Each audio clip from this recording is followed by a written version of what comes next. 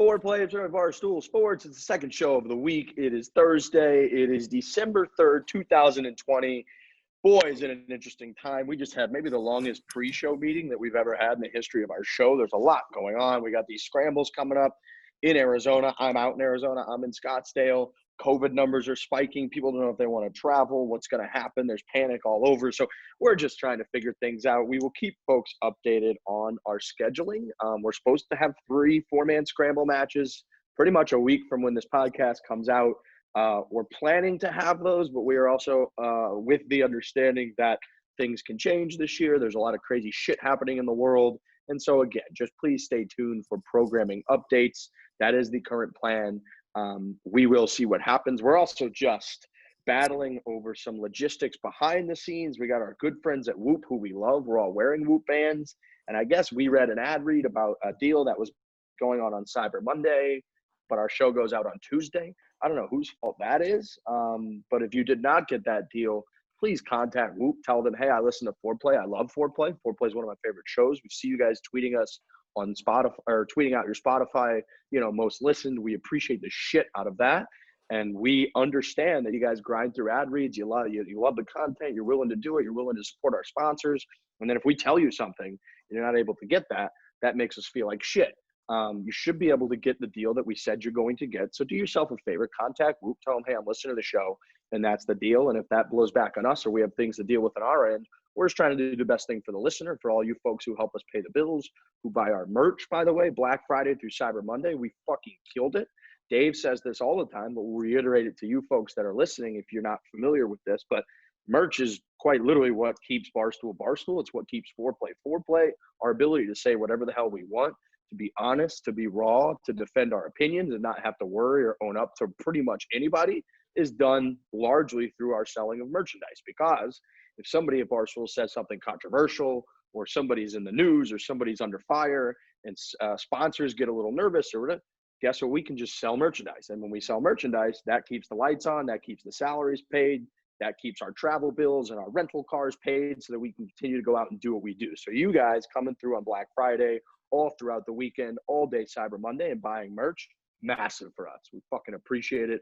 Foreplay did incredibly well. We work hard to put out as much gear as we can, some more affordable gear that you can get if you're a college student, and some more higher end stuff if you've got kind of the cash to get out there and get the highest quality stuff. We try to provide as much. I think we're selling stuff for as cheap as like $8 at Sports. That goes a long way for us if you don't understand everything works behind the scenes. Okay. We're trying to do a golf podcast. We got a bunch of from the galleries. People send us quite a few notes about, hey, I really appreciate the interviews. I like learning about this person, that person, getting this question answered, that experience that person had. But what I really come for is you 4 idiots just going back and forth, roasting each other, chirping each other, bitching about each other's golf games, whatever the hell it might be. And this is going to be one of those shows. We've had a ton of guests over the last 10 episodes, I feel like.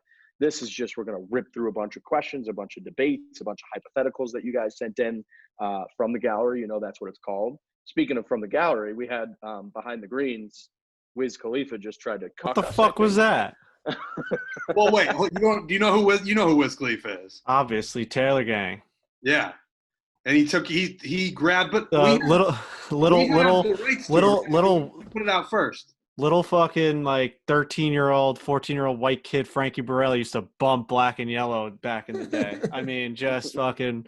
I used to wear my fucking different baseball hats. I used to have an Atlanta Braves hat, and I just I was learning how to drive a car, maybe 15 years old, with a permit, and I just blast Taylor Gang, just black and yellow, just that was as white as it gets. Obviously from Iowa, and I'm an Iowa Hawkeye fan, and that was a huge song on Saturday mornings when there was a football game.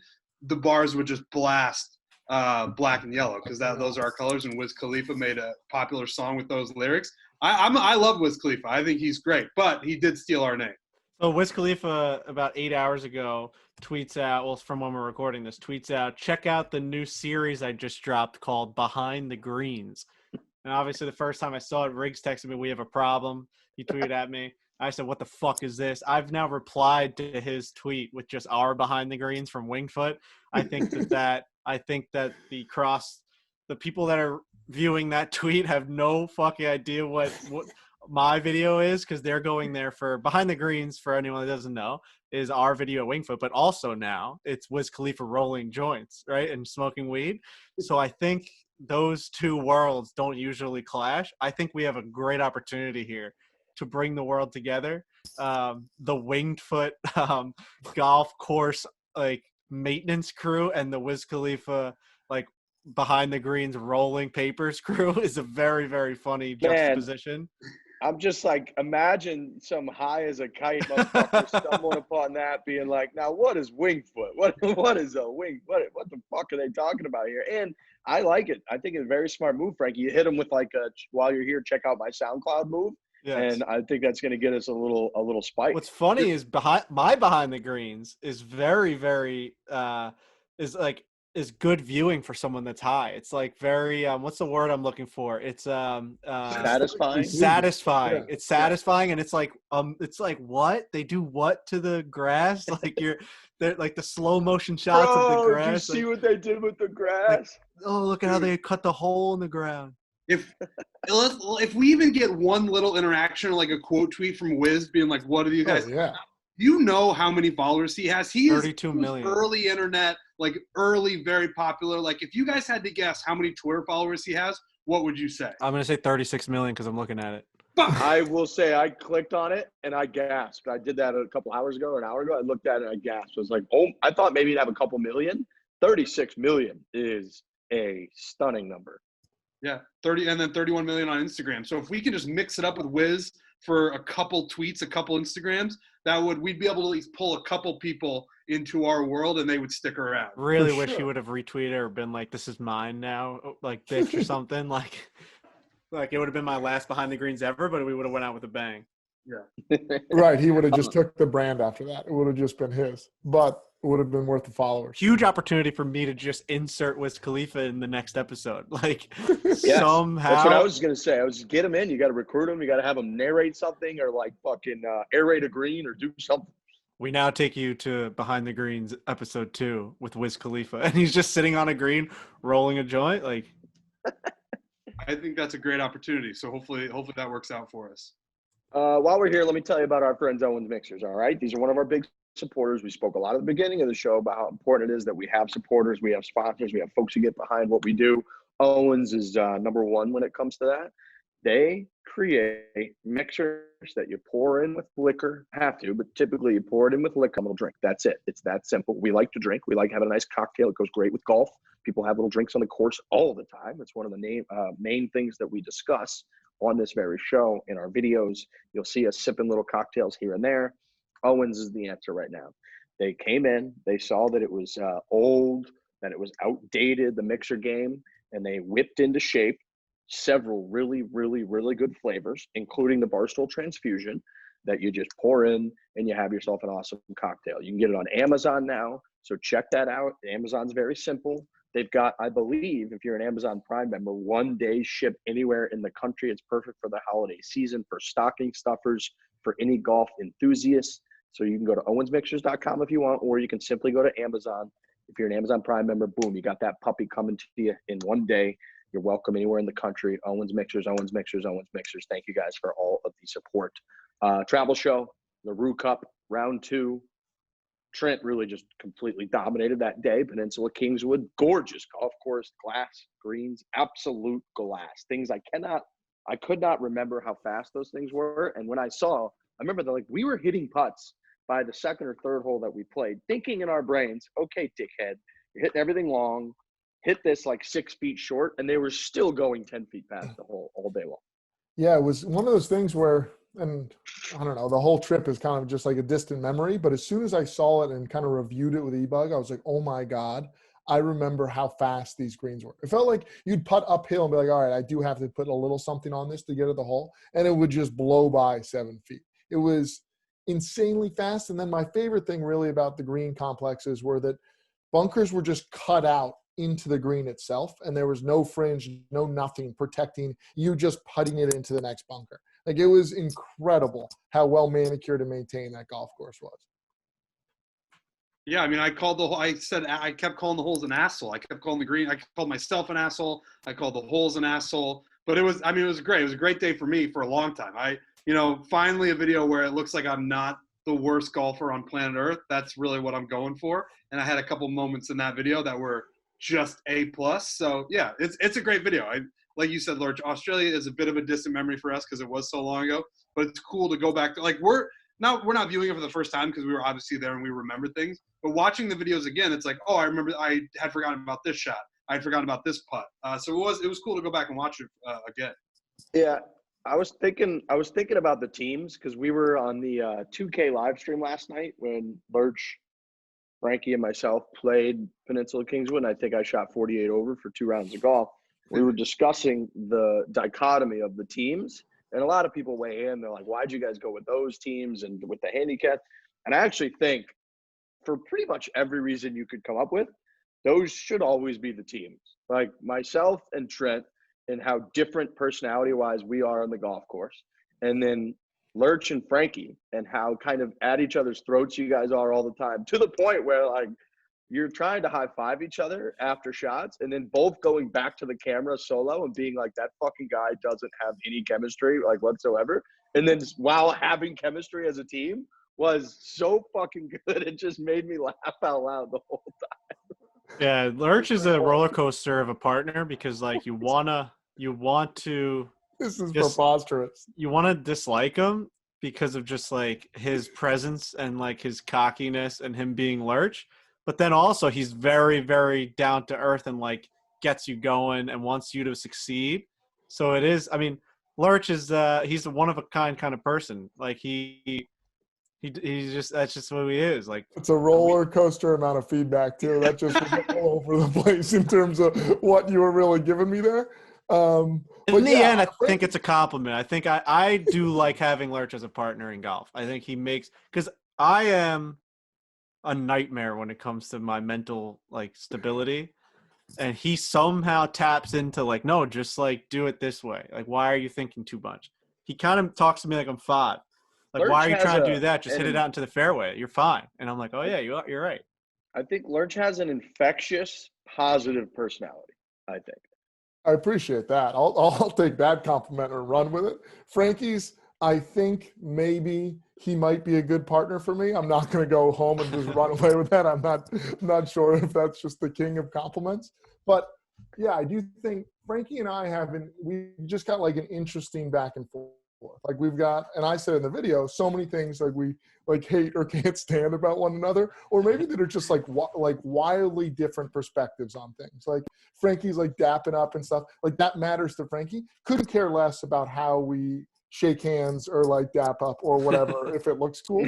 But at some basic level, like I think we've got a really good like bond in there, and we actually make for a good team and like we're good card partners. Well, there's no denying that I play better golf. Whether it shows up on the scorecard or not, that's just based off my skill level. But I definitely play the game better when I'm playing with Lurch because he makes me more locked in on decisions I make. So, like, I may not score, like, alarmingly better numbers, but I definitely play from hole 1 to 18 a more, like, concentrated, normal way of golf, as opposed to when I'm by myself or when I'm with someone where, like, we both just don't really care about what I'm doing. I fall off the rails quick. So, like, I feel like you keep me locked in. I hit better golf shots. Like at Peninsula Kingswood, I was hitting some golf shots, and I think the positive reinforcement and the encouragement was allowing me to go. Yeah, well, I see you go off the rails, and that's my biggest fear because you going off the rails, you like some rounds you've just become a cheerleader for the other person that you're playing with and forget that you can partake in this match as well. Yes. And you just think like, no, they're going to be on fire all day long. But if I try to like coach you back, like, no, you matter every hole, like you're going to be good here. Like, you know how to do this. And then you get, the roller coaster of a golf round that is Frankie, but there will be 6 to 7 holes where you're just wildly impressive on the golf course every time we play. And I've got another friend that's like that. Yes. And you're all over the place.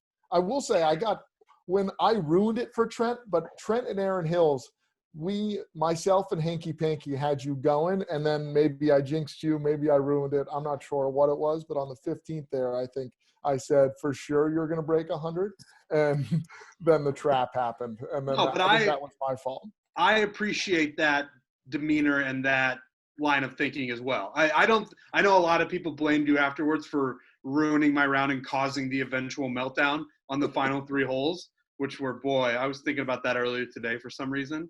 And I just stared off into the distance and almost started to cry. But I don't blame you for that at all. I will like positive vibes whenever I can get them. And you were just being as positive as can be because I was playing great. And I let it go. That's on me. I let it go there at the end. Dude, you know what I was thinking about the other day? And this is kind of off the not really off topic, but like everyone's like how fucking long are these butter knives jokes gonna keep going on? And to that I say, like, do you think that I don't want to hit good wedge shots? Like even when I'm with my buddies and when I'm with my like friends, like no cameras, I'm still blading balls over fucking shrubs and onto roads. It's like really embarrassing. But the other thing is like Trent just hasn't broken 100 yet, and that's a stunning fact. Like we've played an abundance of good golf, an abundance of golf. I would love to know how many rounds we've played on video where he just hasn't done that yet. So let me say this. I think related to that, I put out a tweet about, hey, send in questions and a lot of from the gallery submissions we got today, in the past, a lot of comments on the YouTube video, tons of people say they want an update on Trent's status, trying to break 100, and they want to know what we got to do to get Trent to break 100. And it's a very good point Frankie makes, that it is stunning because in that video, it appears like you're making, at worst a bogey on every hole. And somehow that adds up to 103 or 106 or whatever the hell it was. So, Trent, how close do you think you are to breaking 100? I think I'm very close. I think there's 2 things at work. There's a couple things at work. One, I haven't been playing enough. I just have not been playing enough. If I would play more, that would obviously help a ton. I would be far more consistent. New York really does fucking screw you. You don't realize, like when I lived in Iowa, there were 5 golf courses within 5 minutes. If I got in my car, I could go wherever I wanted and play, or I could just hit on a driving range, or I could chip around. Here, there's none of that. If you're going to play 18, and, best of luck. They're kind of throwing you to the wolves, which brings me to my next point. We always play the hardest courses in the fucking world. You have to walk a very fine line here because you're obviously playing great courses that are awesome, that people would kill other people to play, but you're also playing Pinehurst number 2, where I can't keep a ball on the green, and if I get it on the green, there's a good chance I'm going to put it off of the green. So I would say those are definitely the 2 factors. I just need to play better and maybe a couple lessons here and there just to stay consistent. And the last thing I would say, and this solely falls on me, I think I get tired around maybe the 12th hole, and that is a problem. Right? That is solely a me problem. And I did a confessional for eBug for a future travel series in Australia that are coming out. And we had a very similar discussion about why do I start off so well and then I falter once I get deeper into the round. And I do think part of it is like I'm fucking gassed out here. Like I'm out of shape. I need to get on the treadmill. I need to eat a little bit better because once my energy goes, my swing gets even worse than it already is. And any form of consistency that I had is now officially out the window. And that's when I melt down and the numbers get into the triple digits. So there's a lot of things at play clearly. Yeah, I agree with that. Like it's there. You have the skill set, you have the ability. I even think you definitely have the mental approach, which is almost like this Zen, mindset throughout the entire round to shoot closer to 90 even. Like I actually don't think that your first round that you break 100, I don't think it'll be that close. I think your first round where you break 100, you're going to shoot like 91 or 92 because you're just like, you're going to be dialed in. And you've had those runs. Like at Aaron Hill's, like Lurch was saying, if he didn't jinx you on the internet, like you could have easily shot like 94 at that court. You would have beat me by 10 strokes that day. Like that's just a really hard golf course. And you were just hitting fairways, hitting greens, not making mistakes. It was incredible watching him play that. Yeah, that was an insane day. And that was before the Kisner knuckle tip. I was just hitting irons to hit irons. But you bring up my mental approach, and I do get people compliment me on that all the time, be like, oh, you're so chill, you're so positive vibes only out there. But that is a double-edged sword in terms of playing well. Like when I'm not playing well, I'm like, oh, I don't really give a shit because I just want to be out here and have fun. But you guys having to differing degrees, I think Riggs is probably the most intense. I think we would all agree on that, where you want to play well and you want to score well, right? So I think if I would maybe be more locked in mentally and sort of have that attitude, I know it goes against the Zen vibe and the positive, but I think to shoot a good score and to continue improving, you do have to care more than I do right now. You see what I'm saying? I agree. Yeah, a little bit. There's something there that I agree with, but on the other side, like when things are going well, you're jiving, and like you are more upbeat when you're playing well. And then when it fades, like when we were on Australia and we just traveled for 30 hours, we're like the 12th hole and you were making doubles. Your body language went from like good posture to just rolled in, just get me the hell out of here. And so I think, maybe you're just like a 9-hole savant. Maybe, in the handicap system, you keep putting in 18 holes. I said that 9-hole tournaments because you could dominate. Again, I said that to Bug. I was like, if my 18 holes were compiled of 2 separate 9-hole rounds, I think I'd be dynamite. But it's when I get to 12 to 13 and I'm like, if I'm starting not to play well, then my body language sinks and I put up big numbers. But I can put it all together. I just got to play more. And I got to be able to practice a little bit more. And I think I'm there definitely in 2021. Like I'll post a bunch of under 100 scores. You know where you fall off the rails? It's when we're all like, there's certain moments when you play golf with Trent and you just look to the left. Backhanded comment. No, we look over to the left and he's just on his own universe. He just topped 3 in a row. He's pulling his cart. He's like looking for his ball. We've all given up on looking for it. And those are the holes where he makes 9s, 10s, 11s. Like we're just like, what'd you make? He's like a 10. Like I'm done. I think we need to stick with Trent. Like when I'm with him and we're playing and like I'm next to him and I'm watching him and he hits a 3-wood and he crushes it. It's like, let's fucking go. It was a good swing. Like it's just about, and me too, right? Like mental. We know we can put a good swing on every single ball that's in front of us. We know it. We have it in our system. We do it sometimes. Why can't we do it all the time? It's just about being locked in. And I feel like me and you specifically, and you a lot, you just, who gives a fuck? I don't care. I'm just, this hole's over. And then it's like a 12. If you make a 6 on that hole, you probably break 100. That's the differences. I think that's actually one of the first moments that I fell in love with Trent was when we played Bethpage Black and you would just come up. Black? I say Bethpage? Bethpage? We wouldn't see him for 20 minutes and he would come up and he'd be like, Jesus, the terrain around here is insane. And he was in tight khakis, he's got the Trent Malk up going. But I think it was like the 4th or 5th hole, you made producer Jake, pee his pants laughing because you got into some world-class terrain that you could not get out of. And I think it like buried in, you like took another whack at it. It didn't move. And he was just laughing like a hyena. But I just love when you would come to the green and finish up or the tee box when we would see you, because we wouldn't see you ever. You'd be like, the terrain around here is just insane. And the last 4 holes, I went 11, 12, 8, 7. Yeah. And you keep score to a T. Lurch, you're having massive microphone trouble today. So first it was against your zipper. Now it's rubbing against that beard, which actually looks good. Like I think your facial hair looks really good right now. I think you're in a good like visual Should I just take it out, the microphone? I think because you're just a little too lurchy, I think, for that to work out where it's not rubbing up against some. See, right now people are just hearing it go. No, that happens to me too.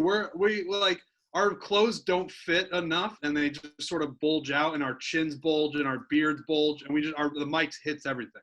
That's gonna go around off your fucking beard again. You actually moved now. It's tight to it though. Yeah, now it just sounds worse. Now it just sounds phenomenally worse. Just there you go. Okay. And it's an audio production. That's the whole. Well, I think we're on YouTube now. I'm pretty sure. I don't know if that's true or not. I could be making up lies. There's a little bit of a production debate or whether we're gonna. I don't know if this will be on YouTube. I've been like doing work emails, texting people. I haven't been looking at the camera much today, so I don't know if it's gonna be the most visually pleasing one. I mean, unless we want to put it up and people now know that that's what I've been doing. But I think that when we have big guests, when we have a good show, I think we should throw that on YouTube. I think the people want to see, like when like Part of My Take has a guest, I always want to see like how they like Matthew McConaughey. I want to see like his face on it. I want people to see like Colin Morikawa, like his facial reactions to us, as opposed to just a couple clips. Like that's like cool. Like no one cares about my face. I want to hide my face as much as possible. We'll do something in terms of me breaking 100. We'll do something. Maybe we'll do a video series where I'll just go out and I'll keep trying to break 100. I think it's a series next year. I think that's got to be a focus for you, Trent. I think a series where you try to break 100, a combination of maybe you work with a coach or two. They'll do it for free. You know how many coaches want that free exposure of getting Big Daddy Trent from fucking 110 down to like 85, which you absolutely could do. They would love that. And then you're just out there doing your thing. You don't have to change that much. You really don't. I think it's a couple short game things. We had a little video that we shot last week where you were great out of the bunker with a couple tips from someone who's quite credible. So I think you getting that a little bit of help. Again, I don't think you have to change a ton of things. Like we've all seen these stretches of golf where you're just fucking Mr. Consistent down the middle with a little baby fade. You hit it up near the green. You pitch it up close or you two putt it. You got great pace on a lot of your putts. Like you don't have to change that much, I don't think. Yeah. Yeah, so we'll do that. We'll do Trent trying to break 100. That we'll think of a better name than that. Teaching Trent or something like that. What? It'd gotta be like Teaching Trent or something that's like. Yeah, Teaching Trent's a little elementary, I would say. So we could probably do a little better. I mean, Trent's an elementary type like golfer and like vibe. I think the logo uses all the little letter blocks that you have in like kindergarten. Love it. All right, I love it. Right. I'm drinking milk out of a cardboard carton. This is great. Yeah. Teach me how to hit a driver. Show me the knuckles. What is it? Trent Elementary? What was it? Teaching Trent. Teaching Trent. It's the little blocks like Teaching Trent, like Podfathers almost. I don't know. No, we'll workshop something. But I think Rich's point is right. You're going to when you break through 100, you're going to go to a 91. Like, I think that'll be your first round through. I think you'll just bust through a 100, no problem. And there's also there's an element of what we're talking about with your game that applies to literally everyone who plays the game. We're going to get to that, but we got to get to Peter Millar first, which I've talked about Peter Millar, and I've said that if you started us out 4 or 5 years ago, we were just a couple schmucks doing a podcast out of our garage with 5 followers, and you could ask that version of myself, probably everyone on the show, like, what number one sponsor would you want? Who would you want to be outfitting you? Who would you want to be able to get gear from and promote and talk about? It would 100% be Peter Millar. Like, you have to wear clothes. Clothes are just part of society. Can't walk around naked. That's illegal. It's a decent exposure. So you have to wear clothes. And if you're going to wear clothing, which you have to, so you're going to, you want it to be the nicest stuff. You want it to be great pants, great shorts, perfectly fitting polos, quarter zips, layers. You want to be able to put on layers. And quite literally, nobody on earth does that better than Peter Millar. And we're a golf podcast, so they obviously specialize in, they focus a lot in golf gear, golf wear, their vests, no matter what. I mean, I root for a day when there is inconsistent changing weather, because I want to be able to showcase and rock as many of my Peter Millar items as possible. Like, you want to start with like a heavy sweater, like quarter zip over a polo, even with like a vest on top. Then it gets a little nicer. You take the vest and the quarter zip off, and then it gets a little chilly in the evening. So now you throw the vest back on. You want to be able to rock as many of these things as possible because they make such good gear. Go to petermillar.com/Fore, use the code Fore at checkout. You're going to get yourself a complimentary performance hat. They've got really good stuff from their Crown Soft sweaters. They've got all kinds of different layers, the quarter zips, the Perth. We sell a bunch in our store because we're so proud to be able to work with a company like it's the best. Millar, so. KFC the other day, we were at for Cyber Monday. We were at the office, and he was like, "I haven't taken off these sweatpants in 14 days. Like, he's just living KFC. Like, I give up on trying to look cool, whatever." And he sells a bunch of like really comfortable clothing now, the Viva line, the whole thing.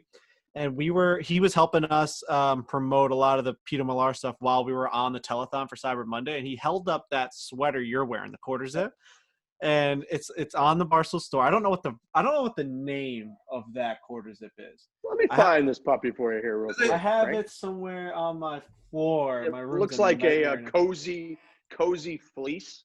The Cozy Fleece, is that what it's called? That's just what it looks like. So Oh, people know what okay. it I was looks gonna like. say, what a name. Anyway, so on BarstoolSports.com, it's a Peter Millar fucking product. Close. KFC Here's what it's called, Frank. It's called the Peter Millar Barstool Golf Micro Fleece Half Zip. The Micro Fleece Half Zip. This is the kind of thing that you look like you can clean your the touchscreen dashboard on your car with. It's got like nothing's wrong with it. Like it's a perfect material where it's not going to scratch. If you can clean your phone with it and you feel or your glasses, that's how you know it's the real deal. This is a Micro Fleece quarter zip. KFC held it up and goes, "Now hold the fuck on. Like, what is this?" And put it on and then left the office with it on. He goes, "I'm not giving it back." He goes, "I'm not taking it off. This is the ultimate, like I'll look a little bit more like an adult but still feel comfy cozy like I'm a child." Because I said to him, like, you're one step away from being homeless at this point. Like, you just don't wear anything hard or like you don't wear anything that's even slightly uncomfortable. He's like, yeah, it doesn't matter anymore. I'm never wearing jeans again. So this really elevated him to more of like I can walk out in public, like let me, like I have a nice quarter zip on, it's got the good color scheme. Peter Millar just does it right. I often say if you want to go buy a Toyota Corolla, go buy a Toyota Corolla. If you want to get into like the Rolls Royce, Mercedes Benz, I'm talking the high end shit. Let's talk Lamborghinis. Let's talk Rolls Royce. Bugattis. That is what Peter Millar is to golf wear. Like they are just the top of the line. You got to spend a little bit more money to get it, but don't be cheap when it comes to being comfortable. All right, that's my biggest thing. Is like you're gonna get something cheap, it's gonna stink. I laid out for Black Friday, I laid out all that gear all over my parents' dining room table. I laid it all out there, had 30, 40 pieces of merch, got it all spread. I'm going to take these photos, I'm going to take these videos. And my mom came over and she saw this and she said, "Now, what the fuck is this item?" And she grabbed it and she said, "What does a mother have to do to get one of these?" So literally yesterday, and I have a photo of it, my sister took a photo of my mother, a couple of these arrived at the house, this exact Micro Fleece half zip that you're talking about from Peter Millar. These arrived at the house and they both put them on, my sister and my mother put them on, took a photo, and we're like, this is the most comfortable thing I've ever worn. So It really is, it's that good. Frankie's correct. This is high-end stuff. You pay a little bit more and then you never, ever, ever question why you did it. You just go back to petermillar.com/Fore, use the code Fore, and you continue to buy more stuff. You get stuff for the spring, you get stuff for the summer, you get stuff for the winter, whatever you want. They've got it all covered. So big thanks to Peter Millar for sponsoring us. Okay. What I was going to say earlier was we were talking about Trent's game. We were saying, you have these amazing 9-hole stretches. You know you're capable of it. You know you're capable of this kind of golf. Why can't you do it all the time?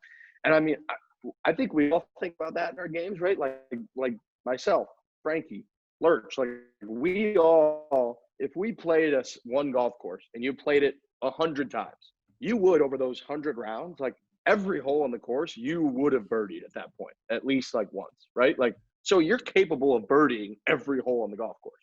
So why can't you just like at least make par on every hole? Like you're capable of birdieing them. Why can't you just stand there, swing? The ball will just like go pretty far out there and straight, and then just like swing again, and it's up on or near the green, and you make like pretty good score on every hole because you're capable of doing it. You can do it. Why can't you just do it every time? That's what's so fucking frustrating about the game of golf. And I think Annika Sorenstam said, like, she's like, I on 18 holes of golf, she's like, I know I can birdie every hole. So why don't I just shoot 18 under every time? Like, why I should just shoot 18 under every single time. Like, I can hit it straight and far. I can hit it very accurately. Pins. I can draw it. I can cut it. I can read. I know the greens. I have a fucking book that tells me exactly the break on every green. I work on my stroke all day, every day. My putting stroke's perfect. The ball never starts offline. Why don't I just birdie every hole? And it's so on any level, whether you're trying to break 190, 80, 76, like golf is so infuriating in that way because you know what you're capable of. And I think the reason that like you see Rory break clubs, you see me slam clubs, you see people that can't break like 90 out there losing their fucking mind is not because like it's just frustrating to hit bad shots.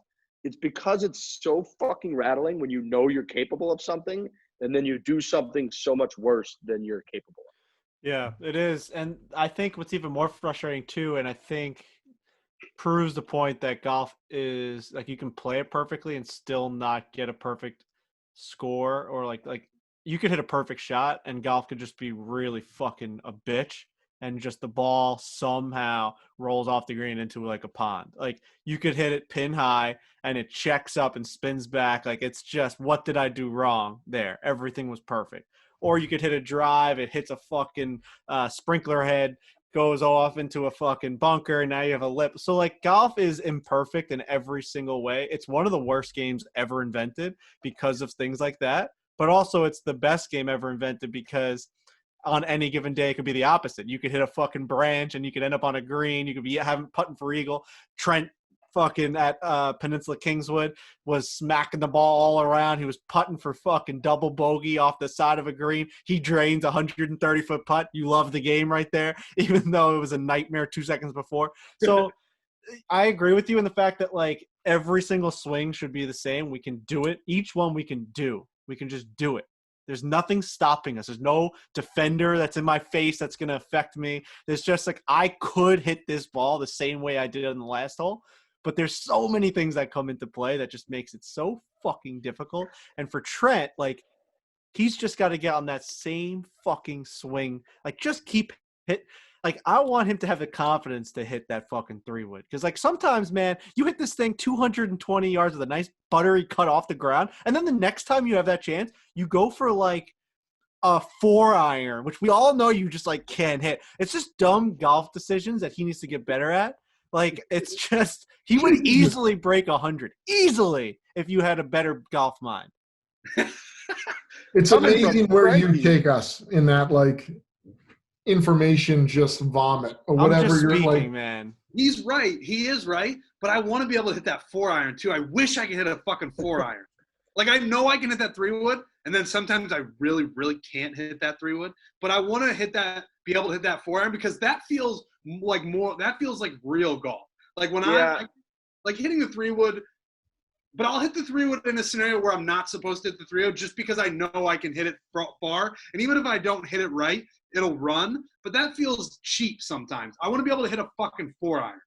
Yeah, I would say that being able to flush and hitting a long iron well in how you intend and how it is intended to be hit is one of the most impressive things in all of sports. And I would say, just thinking, like looking at the round table right now of us four buffoons, like Lurch's ability to hit long irons, I think is the single most impressive skill on the show. He compresses the shit out of the ball. He's actually mean to the ground. I asked you if you like playing the way 2 weeks ago, I asked you if you like playing the way you play. mm-hmm. I was like, do you enjoy that? Like it's the most unsatisfying way of golf I've ever seen in my entire life. He digs into the ground. It's the biggest divot. It's not even like a nice divot. There's nice divots out there. Like you watch like a Matthew Wolf, he does the crazy swing and the divot goes fucking flying. And it's like a toupee that just goes just flying. fluttering in the wind. Yeah, you like Lurch, violently punish the ground. Lurch is like an airplane hitting the ground like doo, doo, doo, doo, doo. What, with no wheels or something like that? Yeah, like when a fucking airplane's coming down, like, and then it's just fucking boom, boom. I hit a ball last time. What were you gonna say, Trent? You scar the ground. Yeah. So I think I played with Frankie last time, or when we played last time, you said the ground just exploded when you hit it on impact. And that is the way, I mean, like I pretty much taught myself how to play golf, but somebody explained to me like a tennis swing or with a racket, you have kind of a closed face and you brush up on it. So you need to actually punch down on the ground and that will make the ball go up. And Trent, we were kind of working on this with you at Atlantic City Country Club. Yeah. And then you got hit by a heat wave and tired out and could do no more. Again, I gotta increase that endurance. And when my body takes in too much vitamin D, it explodes. So I need to figure that out too. But yeah, we were. But that we were punching down the golf ball with like an 8-iron, and you started to feel the ball come off your club because I think you have so much more control when you actually start to like go down on it, and you can feel where the golf ball is going to go. Except like instead where some of you guys are, where you just kind of like brush the top. I mean, Frankie, you rarely take a blade of glass. Never. Trent, you never do. And I think that will help you guys like get control. But I think it's two different one iron swings, so Lurch. If I start taking as much grass as you, it's a whole new swing. I need to go to a simulator. I need to go get lessons. It's a new swing plane. I'm making contact Right. at a whole different spot. I'm taking the club back a different way. I'm not scooping anymore. It's just a new swing. So when I try and do what you do, it's a nightmare because it's just I'm trying to overdo what I already do.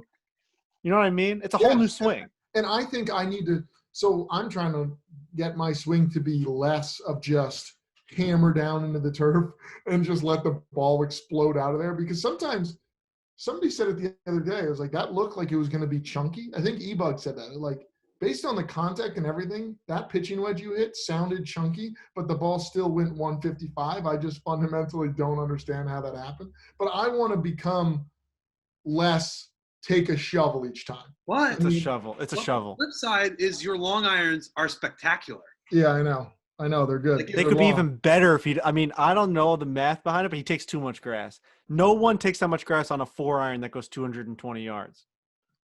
Yeah, but like That feels also, like it's going to be very hard to unteach yourself. right. Yeah. And look, like Steve Stricker is a famous like picker of the ball, where he got like a dead arm swing and he just kind of picks the ball. And then you watch other guys sometimes, like Sergio Garcia, you'll watch him off the tee. He's got a 3-wood teed up a little bit, and he'll take a divot off the tee with a 3-wood and just fucking rip down through it. So, like, there's obviously different ways to do it. And I would say Lurch it's a lot of what Frankie's saying, which is like, yeah, if you were building from scratch and you wanted to try to become Tiger Woods and, you know, you're Caleb Presley and you're starting from scratch, then it's like, well, yeah, we would try to probably teach it a different way. But, like, none of us have that time. None of us have the commitment level, whatever it is, the resources to like. Like it'd be psychotic for Frankie to try to all of a sudden start taking like Lurch fucking toupee divots, Right. and it would be psychotic for Lurch to try to like pick the ball clean. So yeah, like you can make tweaks, but also like I feel like I learned that last year. Like I'm looking at these fucking videos of my swing from last year when we went to Australia, and I was like trying to do this move where you take it back like outside, and like it just looked so preposterous. But it was like you're trying to redo. Like there are certain elements that each one of us have that like we're able to play pretty good golf, that removing those elements to try to seek like perfection would just be crazy. And you see it with guys that Martin Keimer tried to totally reconfigure his golf swing so he could draw the ball more and like win at Augusta National, and ultimately went from one of the best players in the world to like, they didn't even play him at the fucking Ryder Cup because he was such a nightmare. And it's like, no, dude, what you have is so good, and there's so many very, very solid characteristics of what you have that trying to sacrifice those to find something different is going to make you way fucking worse than it is going to make you better. Yeah, I mean, that's like the old logic of grass is always greener. You're always looking at other things and being like, oh, I wish I could do this, and then that would allow me to achieve this. And then you forget that if you don't practice on what makes you like okay or good today, then that falls out, and then everything falls out. And then you're I think each of us are stuck. We each have like the bones of a swing that we've just had for years that is not going to change. If you try to make wholesale changes, it's over. But I think if we just make tiny tweaks here and there, like Lurch is never going to not take huge divots. Frankie may always pick it mostly clean, but a little tweaks here and there will help. But I think if you try to change the bones of your swing, and there's probably a lot of bad habits baked into those bones, but that's just what you got. If you try and start all over, you're completely fucked. So I think it's just the little things that we have to change. Like my swing, it's very ugly, but there's nothing I can't make. It's never going to be pretty. I just have to make enough changes where I break 100. Same. Even like, look, Kisner's one of the best putters in the world, and Kiz is fucking standing on the green in moon boots before rounds of golf, like trying to iron out any like bad little habits that sneak into his putting, his balance, and like his footwork and his setup. You know, he's trying to make those as solid as they can be. He's not totally changing his putting stroke, but he's trying to perfect the little things that can get out of sync. And like you see Tiger on the putting green. Tiger's the best player of all time, most clutch putter in the history of the game. And like he's sitting there with, you know, 2 tees and a little gate and like a string, and he's trying to, you know, do checkpoints and iron out any imperfections in his putting stroke, because like things can just go awry. So it is this crazy balance of like trying to, you know, use the positives that you do have while also adding improvements to your game and your swing.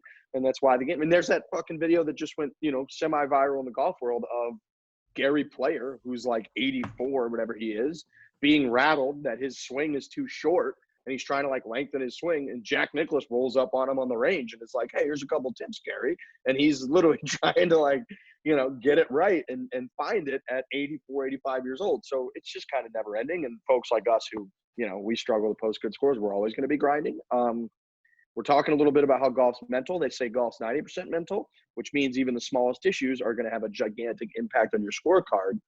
Getting a good night's sleep is going to be very important. You don't want to tire out on the 12th hole like Trent Daddy does all the time and go from shooting 90 to shooting 110.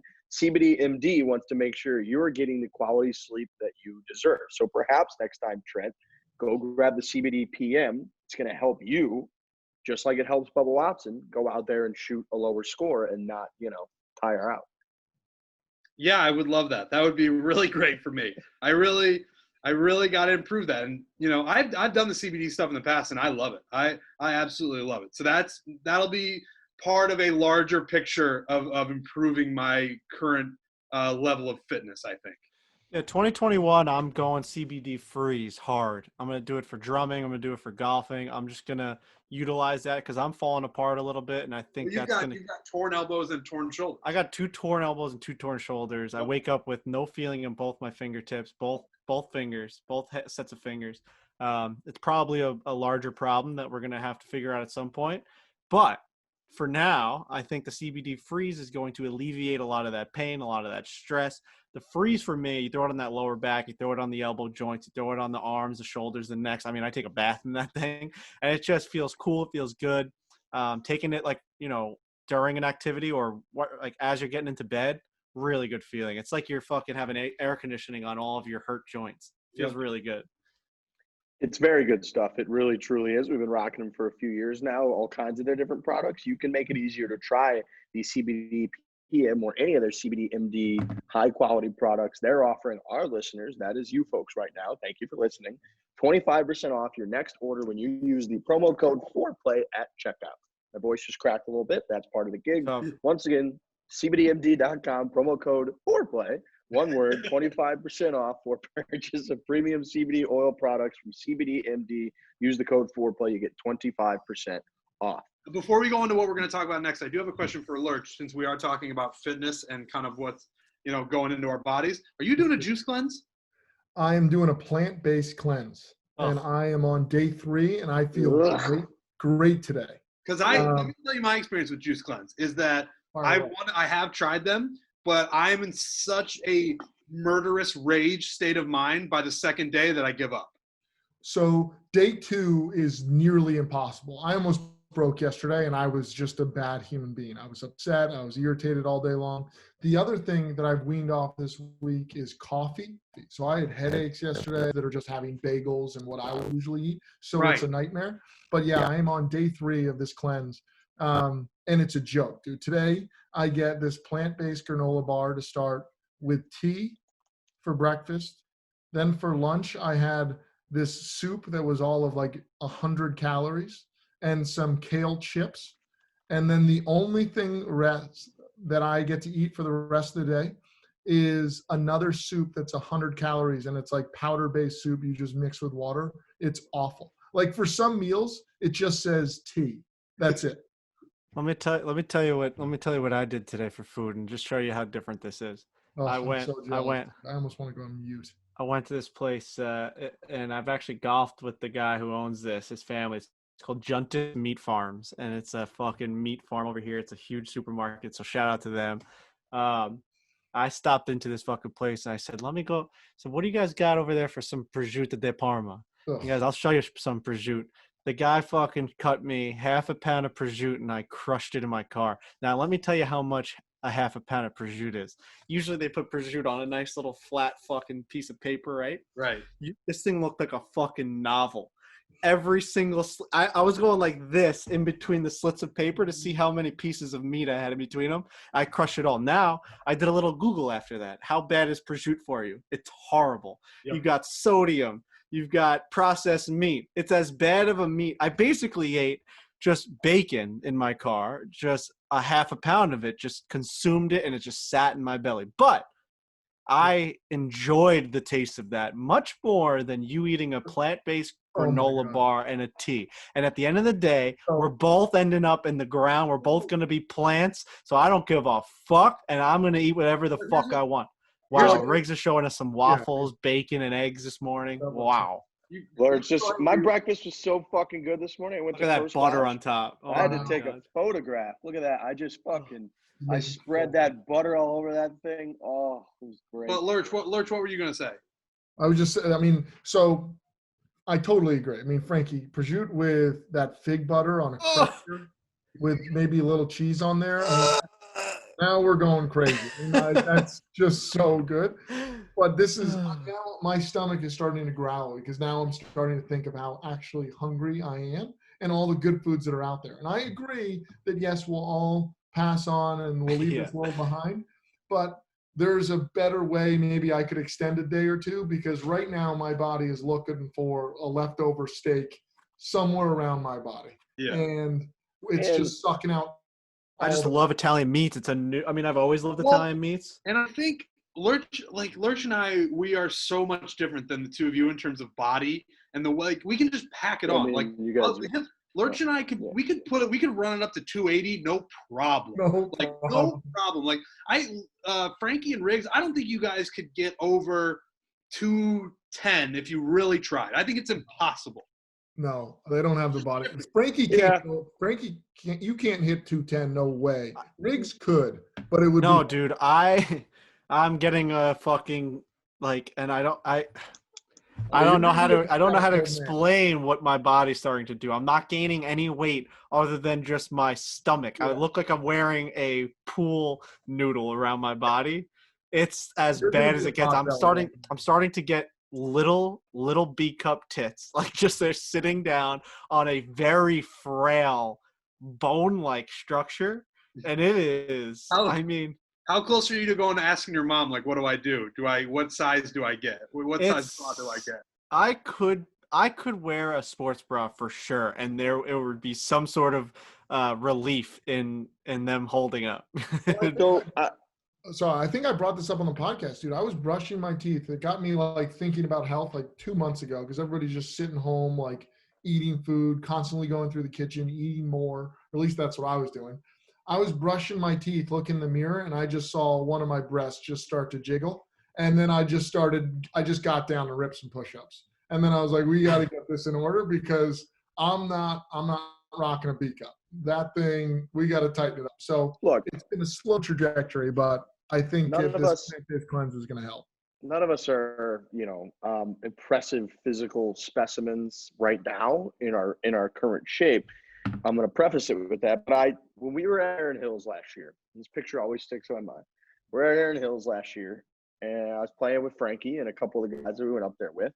And I take a lot of photos out there. And I took this awesome photo of it's such a good view with all the Erin Hills behind it. And I took it, and I went over to Frankie right after. I said, I want you to know I took a really cool picture, but I can't post it. Because that's just really bad. That's really bad. That's a 90-year-old man. Just as big of a now. To be fair, I'm wearing I must have been moving at that moment, and I could be stepping. That doesn't look totally. Good. Totally. That there was another picture that I think about from that trip a lot, and it's another one that Riggs took. And it's me and Lurch sitting next to each other at the dinner table. And that was at a time when we were eating whatever we wanted. And that's the two happiest guys on the face of the earth. Because the thing is, the flip side of all of this is I'm never. That's some happy campers right there. Talking about food, it's just the best. I'll go on stretches where, I'll want to do a juice cleanse and I'll want to get on a treadmill. But I'm never happier than when I'm just with my friend eating whatever I want. That's pure bliss. Look at me. Riggs is showing us a picture now where I think I'm probably explaining to Lurch, how do we get as much, prime rib onto our plates as possible right now. Actually, you can see I favorited this photo because I love it so much. So this is in my album. We're Talking about the breadcrumbs on the mac and cheese, just something just lovable. How they're just amazed how they do it. It tastes so good. It just happy. I'll leave you. We can move on from the health thing with this. I'll leave you with this, Lurch. You look great right now. The thing about you and I is when we start to eat better, it instantly shows because we've been eating so bad for so long that as soon as we give our bodies a respite, our face thins out. We look better. You can see the cheekbones. You can start to see the jaw. So just stick with it if you can because you already look better. And look at me. I look like hell because I've been eating like shit for the past 3 months. So keep doing what you're doing. I appreciate that. I honestly think, D-Daddy, if you get back to it, day 1, not bad. Day 2, hell. Just hell. But day 3, I actually feel okay today. And I don't know if that will continue for day 4 and 5. Because you're a prisoner. You're starting to get used to your surround. You're a prisoner to tea and plant-based granola bars, and you've now accepted that is your life. You got Stockholm syndrome with a juice cleanse. Yes. So it is so depressing. They basically provide you your food in a box.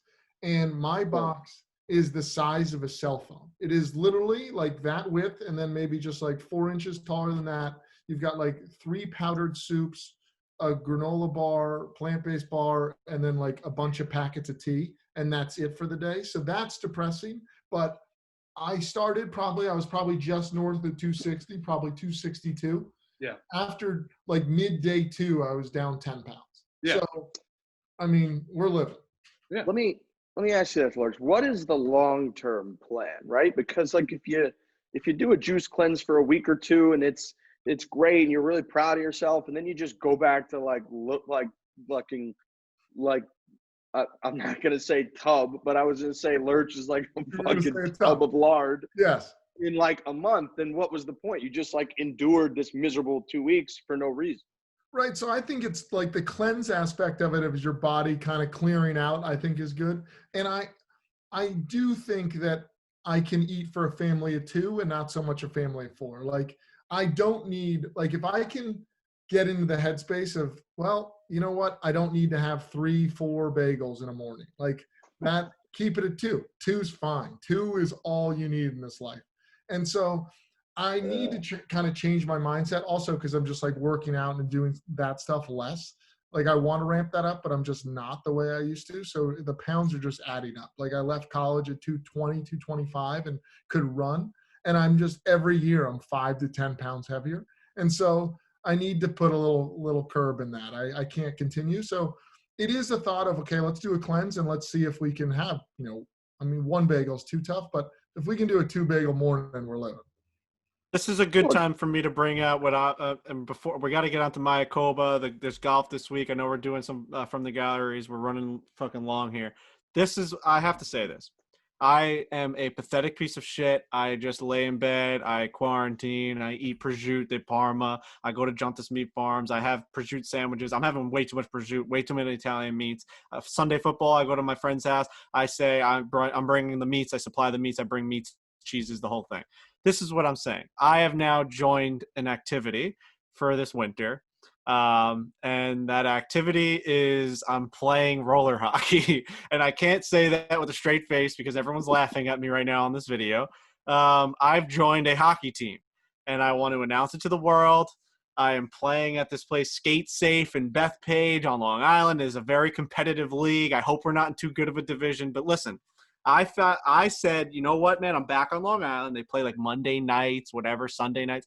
I need to join and get active. I haven't played roller hockey in 6 years from when we used to go to this place in Belmore. We used to have a fucking key to the fucking rink. We used to illegally go in there and just play every single weekend. The kid said he knew someone, quote unquote, but we just went in there when they just didn't have games. And we used to play all day long. Now I'm playing like a legit fucking formal, like an actual like league. I'm way in over my head, but it's just like I'm trying to get my heart going. I'm trying to get that Whoop band to just give me some good data for once. I've never been over like a 10 strain in my life. So I need to start moving. I need to get my heart going. So that's what's going on in Frankie Borelli's world. I'm joining a hockey league, roller hockey league. I've picked number 29 for the American hero, Brock Nelson, a good guy who plays hard and loves the game. You can start calling me BO29ELLI. You want to put the 29 in the middle of my last name. That's what I'm doing. I'm playing roller hockey. Thank you very much. How you Riggs and Lurch, you'll know better than I'll know. How violent are these leagues? So Now, yeah. you're going to run into teams. You're going to run into teams that are very much on your page, who are out there to have a good time. This is a break from work. We're going to laugh. We're going to have a few beers after. We're going to try to dangle. We're going to try to have a couple sick highlight plays. Nobody's going to back check, and we'll all have a good time. Then you're also going to run into teams that think it's the Stanley Cup Final, Game 7, that think high sticks and cross checks that you get away with in the Stanley Cup Finals Game 7 is just how the game is supposed to be played all the time. People whose lives are clearly miserable, who it's like a stress relief for them, that don't give a fuck about other humans, that are taking clappers and running into people, and they're total hazards out there. And when you play those teams, it's frustrating, but also your counter to that is going to be that you hate them and you want to defeat them. So you will actually find yourself like raising a little bit to their level, and it escalates quickly. It will escalate very quickly. And actually, this is, some people know this, but not everybody. This is how, through hockey and kind of men's league hockey, this is how I picked up the name Lurch, because Sam Riggs and I played together in men's league Boston team. And our team was very jovial. We had a bunch of skilled guys, and then we just had mutants like myself out there. We're just there to have a good time, have some beers in the locker room. Played with lacrosse gloves. You have lacrosse gloves. Right. So there was 2 ice hockey goalies on the team. There was myself and then another one. The other one refused to play out, refused to kind of laugh at himself. I was like, screw it. I don't care. I'll play out. I'm just here to have a good time. So I rocked my ice hockey goalie skates, which are flat. Like there's no radius, so you can't really turn that well. You're very lurchy. And so I had a lacrosse helmet, lacrosse gloves, any pads I could find. But then Riggs and his buddy Diego started calling me kind of Lurch because I had no skill. I would just kind of bob around and like move all rigidly trying to chase pucks.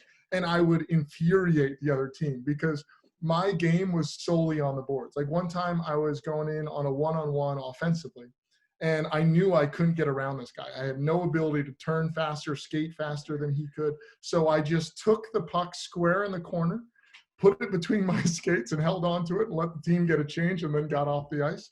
So you will find all different kind of people within, actually people really show their true colors in men's league hockey. Like if you're a dick, you're going to be a dick in men's league hockey. You're going to be slashing people. You're just going to be an a-hole. And if you're kind of just in that spirit of like, hey, let's just score goals. Nobody really cares the back check. We'll hang the goalies out to dry, but that's just the nature of the beast. Let's go so have some fun. Yeah, I'm very excited just because like I want something a little competitive, obviously, but I just want to be out there, skate. I want to be sweating and like I want to be out of breath on a Monday night when I'm usually just like watching TV. I think it was a very good decision, that part, but I am a little nervous of the guy. Like the team I'm joining, like says they get whooped all the time, and they also like cut people off their team because they just didn't care enough. Like they just like wouldn't show up, and like they were like a 40-year-old guy that would like just like go out there and skate just for the hell of it. So I'm like, well, like you're not fucking adding fucking Alexei Yashin over here. Like you're fucking you're adding Frankie Borelli that has no idea. But I also want to give a call out to, I know we have a lot of hockey people that listen to this podcast. If you want to make me the most like best equipment used person in the world showing this men's league roller hockey team, you guys know where I'm at. Like you have my Twitter account, you have my Instagram account. I want to show up. I want to be that asshole in golf that has the best golf clubs and the best outfit and can't get off the tee. Like I know I hate that guy in golf, but I want to be that in hockey. Like get me the top of the line shit. I want to be fucking using the craziest sticks that are snapping on every single time I go to like. I want to show up to the rink with 10 sticks and like be a prima donna when it comes to it. So that's my goal, and I have about a month out until it starts. So I'm looking forward to it.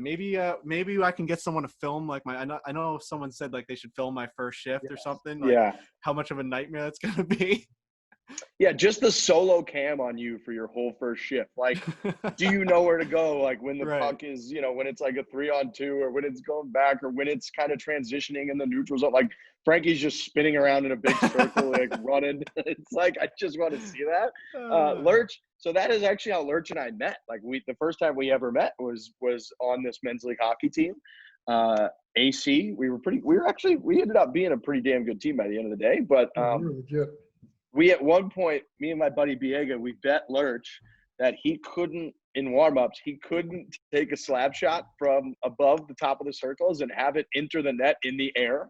And he tried to do it and legit fell flat on his face trying to do it. So bad. It's good. I was like, I think of myself as a decent hockey player. I couldn't even come close to hitting a slap shot that would come off the ice. It was one of those things where like it was just freshly Zamboni. The ice was a little wet. You know, I'll make as many excuses as I can under the book, but like I hit the ice and it was like a puddle of water exploded. The thing barely even got across the goal line. I mean, it was one of the least athletic things I've ever accomplished in my life.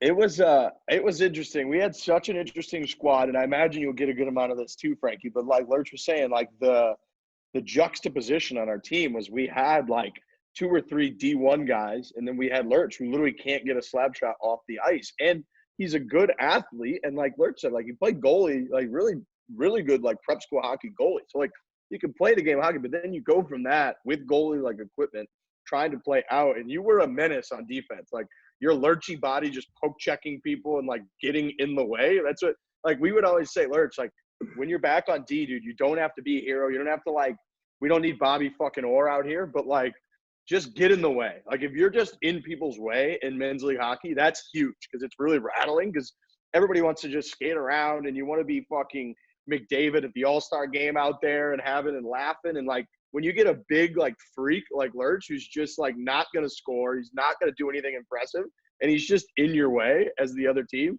it's so rattling. There's nothing worse than that guy in your group of friends that loves defense. I have a buddy. That's me. I have a buddy, Kyle, who doesn't do anything offensively, and it's infuriating. Basketball, like D1 defender. But like that he played his whole life, like varsity basketball, just in people's face, stealing balls. You play hockey with him, he wants to be like the defender, just poking the pucks away. Everything defense, and it just drives me crazy. Don't you want to score? Don't you want to like get the chicks at the end of the game? Like, yeah, I'm a fucking player. Like, no, you're just a fucking defender. Like, no one likes a defender. You're fucking ruining our good time. Why are you double teaming me in backyard basketball? Why am I getting double teamed? I want to shoot a wide open three.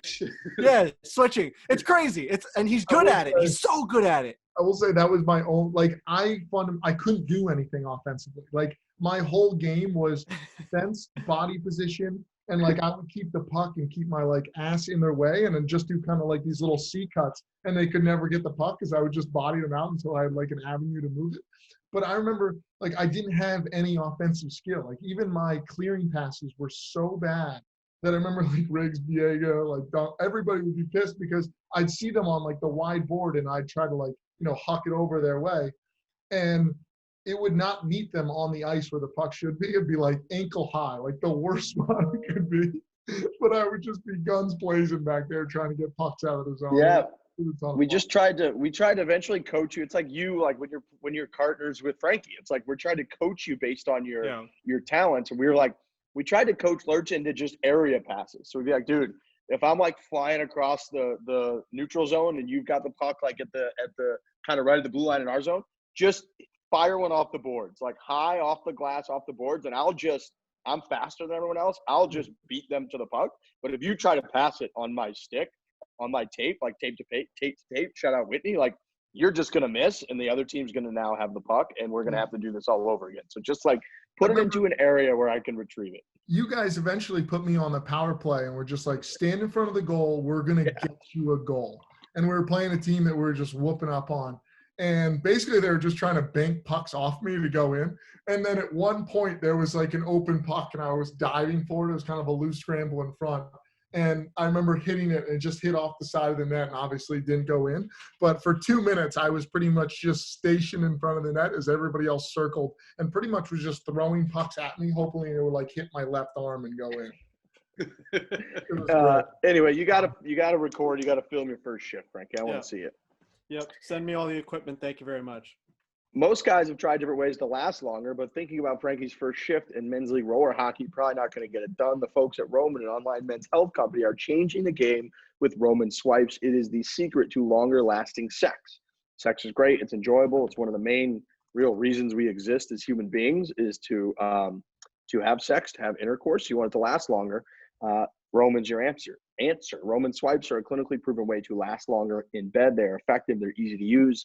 They're fast acting. They do not require a prescription. You can go to getroman.com/Fore. You're going to get your first month of swipes for just $5 when you choose a monthly plan. That is getroman.com/Fore. $5. Choose a monthly plan. That's it. First month, $5. GetRoman.com/4. Thank you for supporting us, and thank you to Roman. Okay. Justin Thomas, Charlie Woods, he had a couple comments essentially saying that him and Charlie Woods are, they're tight. They're boys. JT is very close with a one Tiger Woods. They hang out a lot, and therefore it would make sense that he and Charlie Woods, who's 11 now, would have hung out quite a bit. JT said, Charlie Woods just always wants to beat me. It doesn't matter what it is. Although he's never beat me in golf or a putting contest, he still talks trash just like his dad. This is obviously, an answer to a question about the PNC, the father-son thing coming up in a few weeks. We're going to have Tiger, Charlie, JT, and JT's dad, who have all kind of hung out and spent time together. So it's nice to know that Charlie Woods is a competitive savage already. I guess I wouldn't have expected anything different, but it's just nice to hear from JT directly. It's got to be infuriating for JT to just like this little fucking 11 or 12-year-old, however old he is, just like talking so much shit, and he can back it up because he's a Woods. Like most kids, you're just like, whatever, you fucking twerp, like just stop talking like I'm a fucking professional golfer, I'm Justin Thomas. He's just like, I'm Charlie Woods. That the answer to the answer that he has for the rest of his life, like I'm Charlie Woods, like do something about it, wins every argument, debate, shit talking, anything. Like he's Charlie Woods. He is gonna shit talk you, and he's gonna beat you soon. He knows it too. Like Justin knows he's coming. Right, that's the thing. It's funny that Justin's he's 27. He's got to be like, no, I'm supposed to be the young guy right now. I'm not supposed to be getting pushed out already. I'm supposed to be the next generation after Tiger, and now I've already got the generation coming after me in the form of Charlie Woods talking shit. And I think Frankie's right. Like Charlie Woods is gonna be hopefully really good. We're really, and I know we shit on people who say don't put expectations on Charlie Woods, but boy, are we really. These expectations are getting sky high. Their own fault, man. He's playing in the PNC Championship on fucking like NBC in 2 weeks. Like it's you turn on fucking national TV and Charlie Woods will be playing golf against Justin Thomas. The kid's 12 years old. I'm just saying I'm good with it, but they are, boy, are they even more higher. They're higher than I thought they would be. Thank God. Crazy. I like it. Like, good. Like, it's another fucking Woods. Like, he's in the limelight. It's it. He's playing tournaments. I think it honestly was Tiger winning the Masters last year. I think just like inevitably paved this path that we're all going to go down and Charlie Woods is going to go down. Because, like, when you see your father, who you'd heard a lot about, but then you see him in this moment where the Augusta National, the whole place is chanting your father's name, and he embraces you in his arms, and then he walks you through, as everyone's like parting like Moses through the Red Sea at fucking Augusta National, and you're already pretty into golf. Like, Charlie's going to be obsessed with golf, and he's got the DNA that we've talked about, and now they're signing up for the PNC.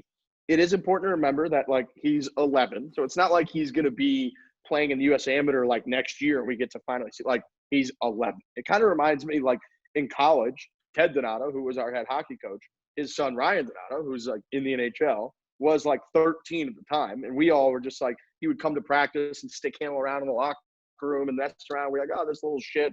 He's like talking shit. We had a good time and play, and then like I graduate, I go about my business, working in the real world, and then like I flip on the TV and he's just like scoring goals in the NHL. And you're just like, well, wait, like, how did that happen? So I wonder, like, a part of me wonders if JT, he's so young that he doesn't see that yet. Like, he just looks at Charlie Woods like just a little kid who can't beat him in a putting contest yet.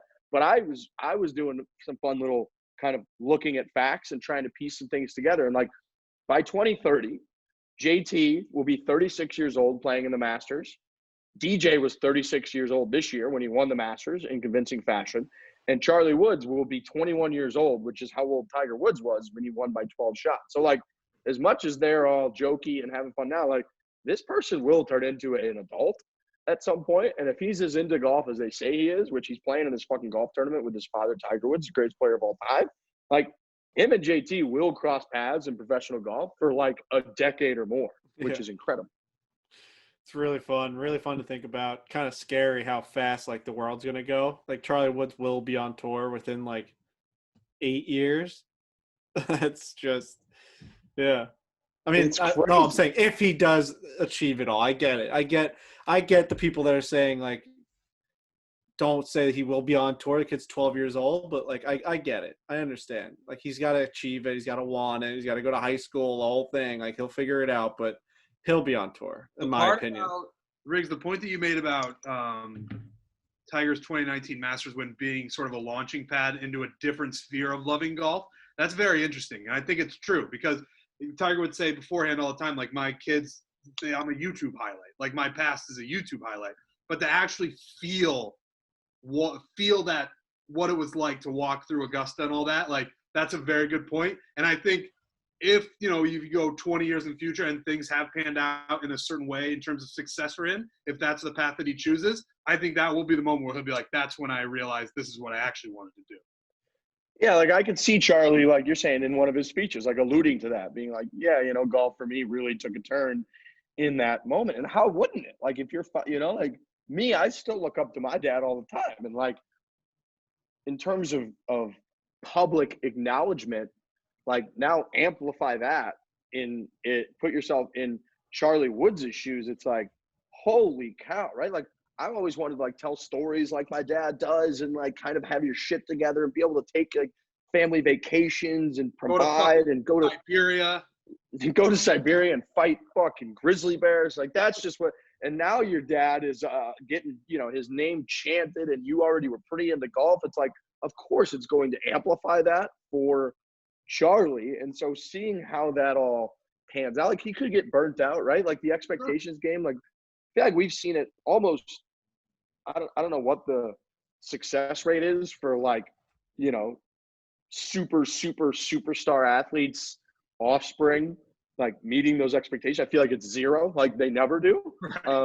But it will be very, very fun to look at that. I think it's important to remember that he is 11. He's not like 18. It's not like he's close. He's 11. Like by the time he's 13, he could be like, "Hey, Dad, golf sucks. Like I'm just into something else," and that would be completely fine. I think he's on a trajectory for that not to be the case. Yeah, I mean, it happens, man. Fucking Ken Griffey Jr., Bobby Bonds, Barry Bonds. Like, it's like those kids were around the locker rooms. Like Prince Fielder, I remember there's a video of him coming out with like his dad in Detroit hitting home runs out of the stadium when he was 12. Like he ended up being a home run champion or whatever fuck he ended up doing.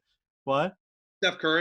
Steph Curry. Like it happens. Like it's a thing that happens. And honestly, it happens pretty often. Like you see these kids around the locker rooms and you're like, oh man, that like LeBron's son is literally going to be the best basketball player in the world. He is. Like he's just going to be. Like he's fucking outrageous.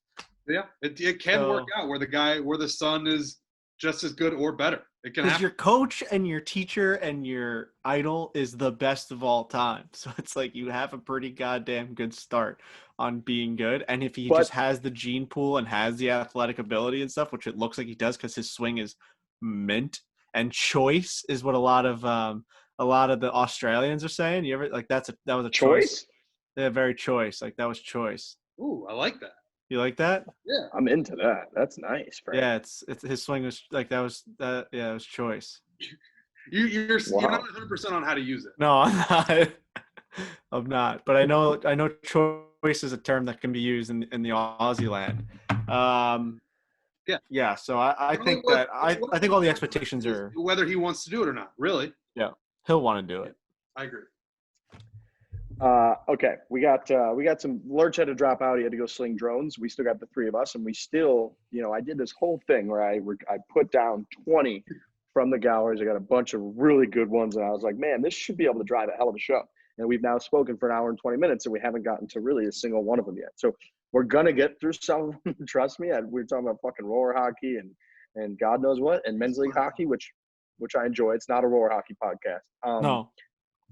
Holiday gift. It's holiday gift season. Golfers, Bushnell Golf. They're unleashing your inner DJ. They want you to unleash your inner DJ as well on the course with the brand new Wingman. First of its kind experience for golfers. It combines a Bluetooth speaker and audible GPS distances. You simply press the button on the detachable remote to get audible front, back, and center green GPS distances throughout your round. The Wingman has enough power to last up to 10 hours. You can play 36 holes, no problem.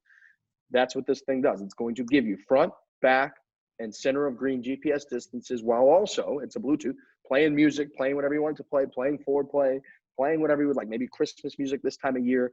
You can save $25 when you spend $100 at bushnellgolf.com. Use the promo code FOREPLAY25 during checkout. So all you got to do, you got to spend at least $100, bushnellgolf.com Save 25 of those dollars, no matter how much you spend, using promo code ForePlay25 during checkout. Check out the Wingman. It's the first of its kind, Bluetooth speaker and audible GPS distances. It's going to make your round more fun. You're going to have more information. You can also play quicker because you just have the knowledge to the green. You don't have to stand there. You don't have to go look for sprinkler heads. You don't have to do any of that stuff. And it goes up on the cart too, which is a very cool golfer look, right? Like you show up to the cart. There's nothing better. There's no better feeling than showing up with your partner and being prepared in the cart. You have the beers in the back of the cart. You got the towel. You got the rangefinder, and then you got the speaker. And you have this like Velcro setup where you have it up on the speaker and it attaches by like whatever, a magnet or Velcro. And they have connected that all into one very easy, sleek-looking device. It like you can have your music playing, and then all of a sudden your cart can just stop, and you can just get the yardage in the middle of your music. And everything is very simple. The world is getting to a place where technology is getting so good that things are combining, right? Like phones now have fucking cameras on them, and like the Bushnell people were like, we should have music that tells you GPS. Like it's like everything is just getting easier, and I don't know like how far that's going to go in the world, because it seems like we're going at a rapid pace, but this just makes life easier. I don't have to reach into the cart to get the yardage. I can listen to my music and get my yardage at the same time. It's a very cool Christmas gift. I have one. They sent it to us. It's really cool. The music is pretty phenomenal how good it sounds. ForePlay25, you go to bushnellgolf.com. ForePlay25 is going to save you $25. I'm going to hit you with a quick Tiger Woods stat of the day. I retweeted this yesterday. I saw it from Justin Ray, who does great work with stats. He said this is Dustin Johnson's 106th career week as the number one ranked player in the official world golf rankings, which ties Rory McIlroy for third most all time. If DJ holds the number one spot every week until Christmas 2031, he will tie Tiger Woods' record of 683 weeks. Holy fuck my face. And DJ's been playing such good golf. That's crazy. He's played such good golf for a long time. He's 36 years old. Like, he's been doing it for 15 years on tour. And he's still, at this point, even though he's third all time, he would have to hold that spot for another 12 years, pretty much, 11 years before he would tie Tiger Woods' record. It's just things like that really put it in perspective. I mean, that's fucking nuts, dude. Like, That's why we get the expectations game with Charlie Woods. It's like people don't realize what happened here. Yeah, I do think we are reaching a generation now. Frankie was obviously a little young during all the Tiger Woods. Well, no, or is that Jordan? Either one. Like, we're getting to a point now where people. I was a little young, yeah. Yeah. I mean, I was like 7 when he in 2000. So I mean, like, I didn't know what the fuck was going on. Yeah. But for the generation behind you, it's now becoming almost myth. It's a myth about what happened. Like, so it's always good to be reminded.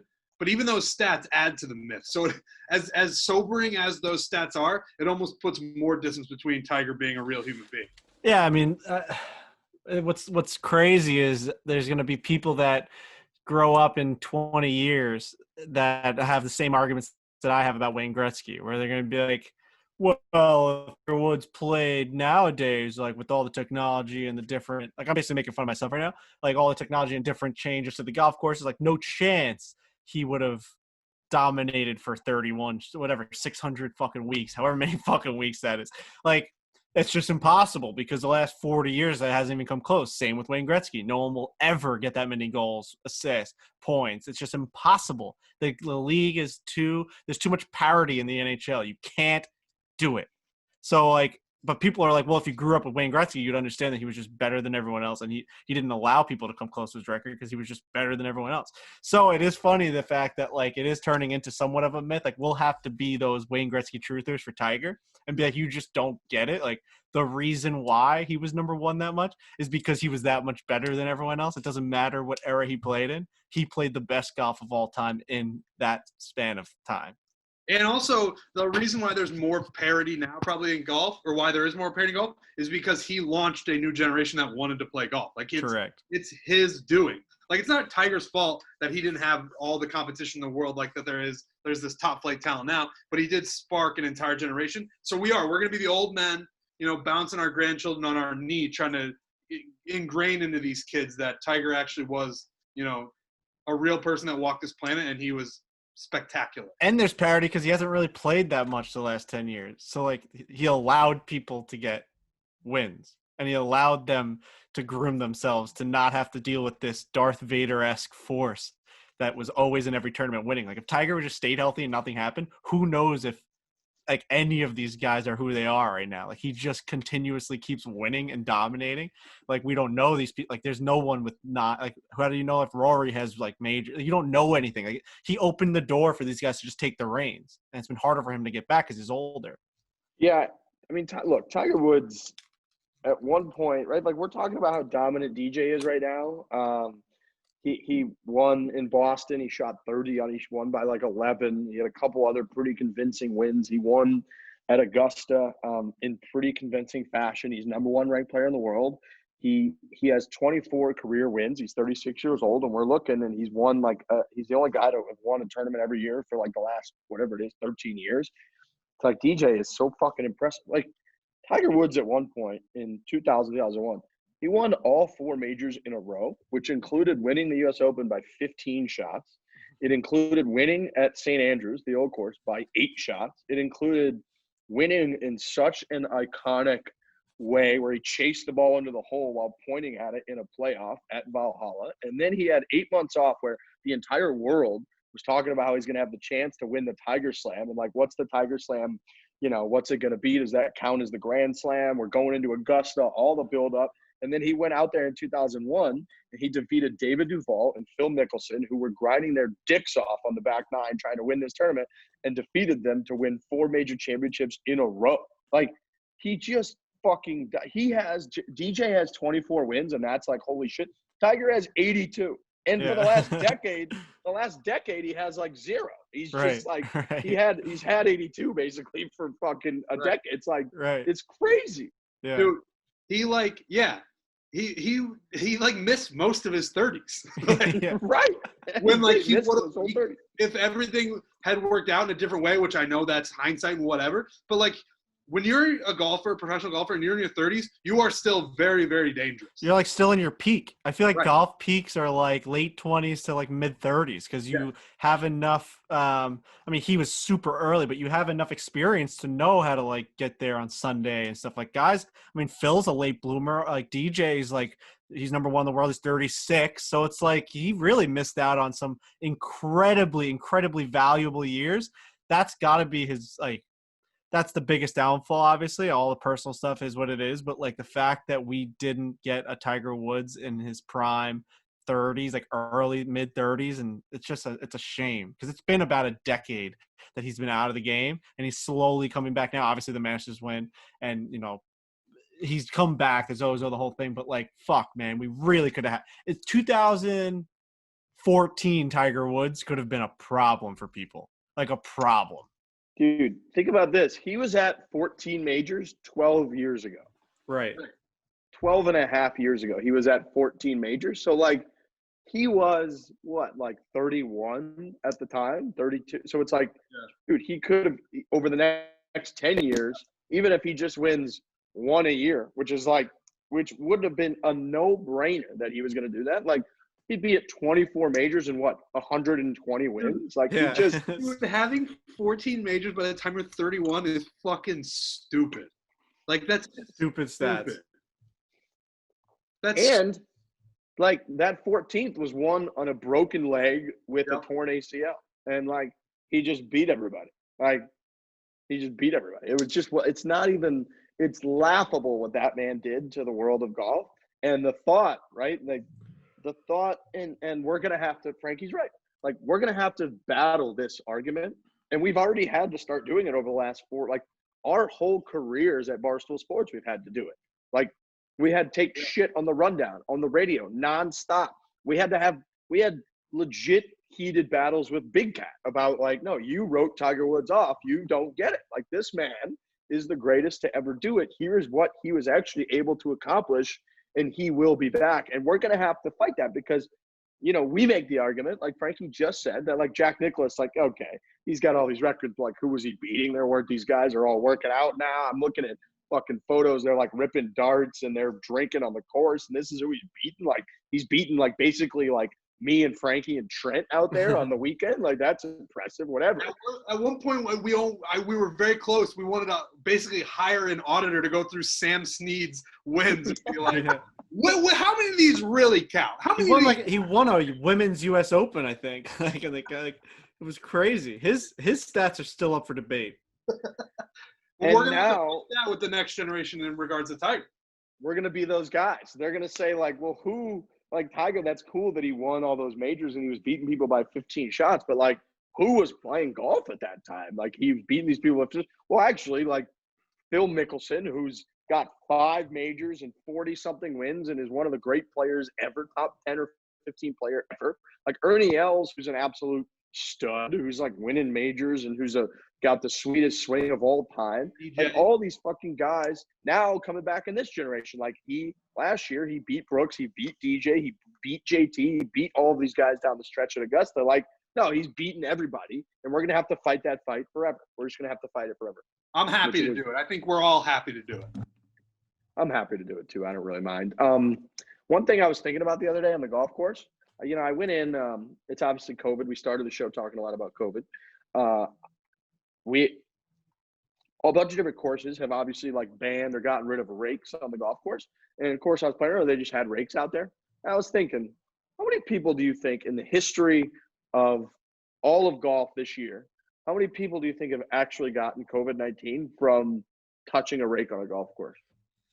I don't know. Probably not that many, honestly. It's got to be zero in the 0 point percentage. Has to be. Do you think it's higher than 0? No. Like 0 people. Oh. I gotta say yes, right? I mean, so many people have gotten it that like the odds are like one person got it from touching a rake at a golf course. The thing is, in the beginning of COVID, I think we still don't know what the fuck this virus does. So like there was talks about it living on cardboard and like handles and like it couldn't transmit outside and all these things. So like, and I think that's definitely taken a step back a little bit. Like people were washing every single package that came into their house. Like I think people that have been getting packages to their house now, they're fine. Like I don't know the stats or the science behind it, but I think it's a little bit like it's definitely slowed down. When Dave was doing unboxing, they were like, "You're dead. Like it's impossible. There's no chance." Like all that, but like it lives inside cardboard. So like, I mean, does it live on a wooden rake in the middle of a sand trap, like outside? Like, does it like survive on that? I don't know. If you're passing it from person to person, maybe like that's where like I guess that's where it could spread is like if your caddy like hands you the fucking thing, like all right, like you're basically just sweating on this fucking like rake. I'm all for not having rakes, by the way. I don't know if I told you that. I love the no rake world. I love being able to fucking lift, clean, and place my fucking balls in these fucking. I mean, I'm in a footprint. What are you, crazy? When do you ever get that fucking liberty? My favorite part about it is how much it helps pace of play. Like not having to rake a bunker is awesome. It's amazing. I mean, I still give it the little foot thing. Like you still clean it up. But like foot swipe, it's a courtesy thing. Tobacco Road was awesome. Right. Yeah, and like also it is like some like even with like the raking system and stuff, sometimes guys just don't do it correctly and you end up in like somewhat of a footprint and it's bullshit and like you don't want to pick it up and like move it because like someone's gonna see you do it. But, like now it's just like acceptable to be like, yeah, this is a fucking shitty lie in a bunker, which is already a hazard. Like I'm just gonna fix this because like this hasn't been raked in 25 fucking years and I'm gonna fix it. And it's a really good feeling to be able to just like put it in a nicer spot. Yeah, I think almost everywhere should just go that way. I couldn't agree with you more. Like I get that a lot of like nicer clubs, they're going to have rakes and they want the bunkers to be in perfect shape for photos and because people pay a bunch of money for membership and they bring guests out, fine. But overall, I mean, when Terra Edie's, of course, the New Zealand track that they have no rakes and they don't rake bunkers. It's just like if you're in something that's clearly a problem from another human or something, you just fucking place it. Like you said, you still have to hit the bunker shot. It's not like it's not like you just get to put it in the hole. It's like you still have to. Still a hazard. You're in a giant pit of sand with a fucking butter knife in your hand, and you have to hit it. It's like, whoa, what are we?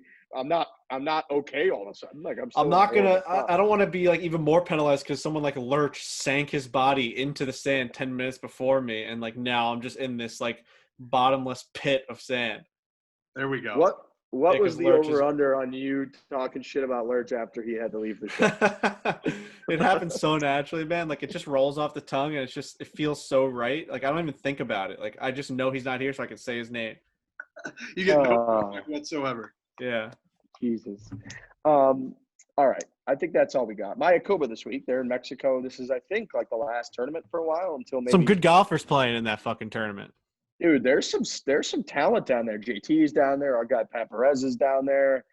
Doug Gim's down there, who we've had on. Joel Brooks Damon's down Koepka, there. Tony Finau, fucking Harris English, Abraham Answer, Daniel Berger, Victor Hovland. I mean, it's a fucking tournament.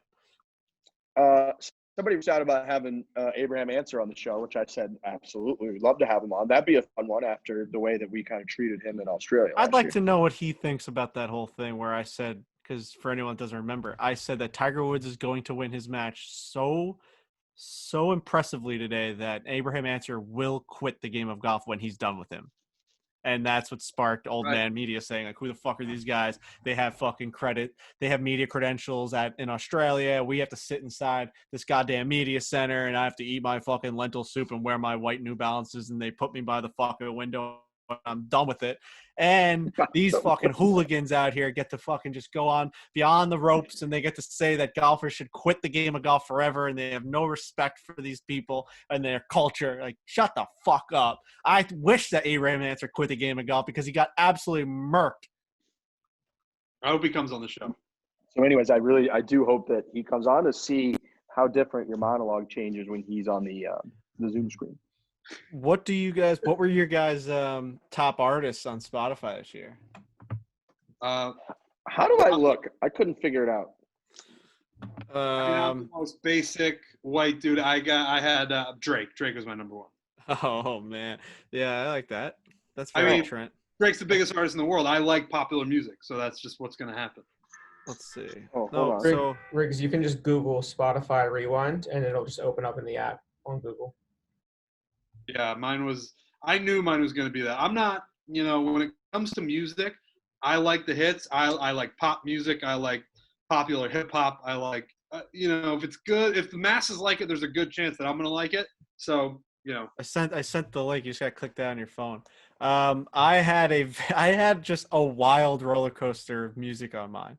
And it's it's definitely Frankie Borelli music, but number one was Foo Fighters, no doubt about that. Yeah. Number two was Green Day. Number three was the Beatles, and number four was Jake Owen. Oh, wow. Yeah, so, like, I tweeted out, like, what's up, Jake Owen? Like, why is he on this list? I guess I just listened to a ton of Jake Owen this year. Like, obviously, he's my fourth. I listen to him more than Blink-182. The problem that I think someone on a stream recently came up with it, that I get compulsively obsessed with all of my stuff. Like, really, like I listen to DMAs now from Australia, and their shit is choice. And I fucking am obsessed with every song that they've ever come out with. And then maybe in like a month, I'll just stop listening to their music because I'll find someone else, and then I'll remember DMAs later on. But like, that's why I don't have them in my tops, because I just go like hard for a month and then move on.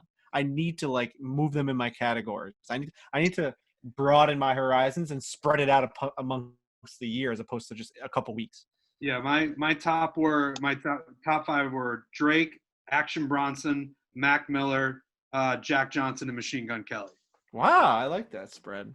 Yeah. All right, I'm gonna go. Mine are kind of pretty basic and predictable, I would guess. Cole Swindell, Jake Owen, Thomas Rhett, Elton John, and The Strike.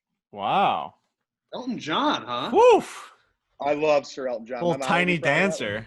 Oh, dude, I think Sir Elton, his jams, he's the fucking – I love, by the way, A Rocket Man. Great fucking film. Absolutely. Really good film. Dave didn't like that one. He liked the Queen one more, which I think is fair. Like, the Queen one's good, but I thought the Elton John one was really good too. Yeah, I liked Rocket Man. The Queen one was really, really good, but Dave was harsh. I remember we got into it over that on the radio. But my mom, like, just, dude, going to the amount of hockey practices and road trips that we did, to hockey tournaments as a kid. And I would, my mom would always drive me, and she's just a gigantic Elton John fan. So that stuck with me forever. Yeah, he's got great music. And then Lee Bryce was in my top 5 songs, Rumor, because I remember getting introduced to that song early in the year. Remember how fucking hard we went to? Like, that is just such a good fucking song. Like, not. Yeah, I think. The rumor going round. Yeah, and I went to his concert. I feel like it was like right before COVID hit. Like, it was, was in 'cause like that was January, February. It must have been earlier because that was on the stretch where we were traveling like crazy. Where we went to, I can never remember if we went to Kisner's thing first or Jake Owens' things first. But I know it was all in the same week. They were the beginning of the week and the end of the week. But I remember Lee Bryce. That was the first I had heard of him, and he played Rumors, and I got addicted to that song as well. Yeah. Okay, folks. I think that's it. That was a fun show. Thank you for submitting them from the galleries that we really didn't get to. But good news is, next week we're just going to crank through them, and we're doing 2 shows a week all the way through the holidays, so Christmas, New Year's, whatever. So we're going to just let it fly, and churn our way through a lot of these from the galleries over the next several weeks. So thank you for submitting. Everybody have a good weekend. Enjoy Mayakoba. Let's root for our guys and hit it hard. Hit it hard. Hit it hard, and also thank you to everyone that tagged us. I don't know if we said this in the show, of us being their #1 podcast on Spotify. I mean, this one guy had like 18,000 minutes listened this year. That guy needs to get checked out. I wish I had his name on here, but like, that's just too many minutes to be listening to me just word vomit. Like, that's crazy town. But I appreciate you guys. We had a lot of fucking people that were saying that we were their #1. Very cool. Well, I felt, I was doing the retweet thing. I saw a couple come in. I was like, I'm going to retweet these. These look good for us. And I didn't realize, like, they just kept coming in. So I was like, well, I can't retweet thousands of them. So you're right, Frankie. We do appreciate everybody. One guy, I think, listened to 7 episodes in one day. That's a problem. Like, you can't, that's like 10, 11 hours, maybe more, of us just word vomiting, like you said. But I will say, too, I ran into a guy down here at Grimaldi's Pizza, which is right next to my new joint. And, he said, what's up? He's a big golfer. He's like a +3 or 4 handicap, trying to make it, playing like semi-pro. And he was with his girlfriend or wife. And she's like, you guys are like the only golf-related content or podcast that we can listen to together. That I like really, really enjoy. And I was like, oh my God, that's amazing. And she was like, yeah, it's because like most of the time you guys don't even talk about golf. You just kind of like ramble on about random shit, and we just laugh and we can listen to it together. And I was like, well, that's great. We'll take that as a compliment. So I don't know if this is a good thing or a bad thing, but I often forget that we have listeners. Totally. I mean, you don't think I forget that? I just talk about nothing half the time. And I don't mean that in a disrespectful way, because obviously when we're at golf tournaments or we're at a golf course or we're just walking the streets, people are great and the fans have always been awesome. But when we're sitting in this Zoom right here, or when we were back in the studio before the pandemic hit, I would just sit there and I would forget. And I don't know if that makes for a better or worse podcast, but it is something that happens. I think it's hundreds of thousands of people too, right? Like, and I don't even want to know that number. I think it's a holy fuck type number that I don't want to know the answer to, because I will change the way I go about the podcast. And I'm sure a lot of people listening to this being like, please, for the love of God, change the way you go about this podcast. But I mean, if what is it? If it ain't broke, don't fix it. I'm not knowing how many people I'm speaking to, because I'll stutter and I'll fucking go down that hill, that avalanche, that absolute, I can't stop myself rolling. I feel like I'm doing it right now. I don't want to do that more. So just let me be. Think about this, Frankie. More like, definitely significantly more than one Michigan big house is listening to every word that you're saying. I can't think. Right. It's like speaking into a microphone and every person just intensely just listening to what you're doing. But this one dude listened to 10. Yeah, more than one, right. This one dude listened to 10,257 minutes of us this year. His name is Ray Baker. Wait, that seems like that's wrong, but whatever. Hold on. Why is that a familiar name? I don't know that name. Ray Baker. Oh, maybe not. And another dude listened to 8 foreplays in one day. We appreciate every last one of you. I'm just not going to think about you when I'm talking into my laptop. That guy listened to like 7 days worth of foreplay. Yes. Right. Shout out to those people, man. Shout out to those people. Shout out to them. That sounds like a fucking punishment. It's like you fucking do it. You do something bad. They're like, you sit here and listen to it all day long for 7 days. No, we really do appreciate it. It is crazy. And our fucking audience is so big. And like just at Barstool General, and that's like pumping our own tires. Like Barstool just, when you realize where it goes to, fucking like New Zealand and Australia and China and shit. Like people are fucking listening to it from all around the world. People are stationed all over places and like the Army and the Navy and shit. It's crazy who listens to this. And like the cool ones too, where people are obviously sending us where foreplay was their number one, but they could also do their top 5 where it was like foreplay, chicklets, KFC radio, chicks in the office. Like people who are just riding with the Barstool brand in general, those are cool too. Those people are just ride or dies. I appreciate them too. Ride or dies. And our people on YouTube, man, go watch us on YouTube. Subscribe. We just put out that video. Go watch it. Send it out to your friends. Us getting views allows us to keep doing this shit. So, like, go do that. Go subscribe. Hitting that subscribe button means nothing to you, but it means everything to us. For some reason, the people at YouTube say you got to hit all the buttons, the like buttons, the subscribe buttons, the share buttons. You guys have already said hit it hard, and I think I have to say hit it hard. Did I say hit it hard yet or no? You can say you want to say it, Frank. Hit it hard. I think I may have said it twice.